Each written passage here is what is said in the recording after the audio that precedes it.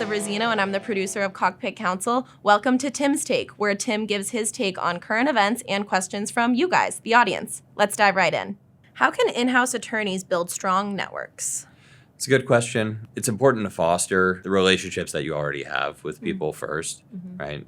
Make sure that your relationships are meaningful. But if you're trying to expand your network, try to find people that you really can learn from and that you really want to learn from. It has to be more about wanting to establish something more than just a one-off or two-off conversation, right? Like, really try to identify people maybe who are where you want to be in your career, and see if you can establish some sort of a mentorship type of conversation. Also, looking at your opportunities to help mentor others, I think is a big way to help grow your network.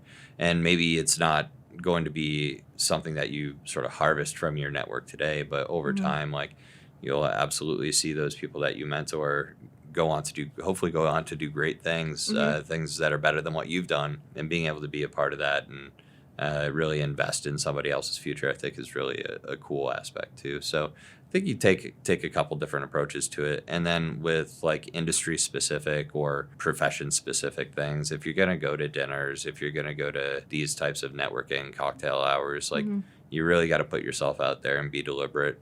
Don't go there, talk to one person and then like finish your drink and leave.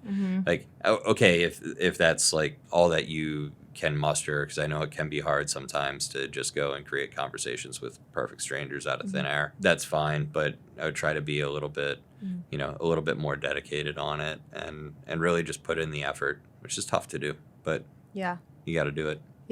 And why do you think it's so important for in-house lawyers and in-house professionals to have a diverse network to rely on? I would say that the most important thing is that there are people who could work an entire career in-house and only see a handful of separate types of issues. You may not actually be developing as a professional.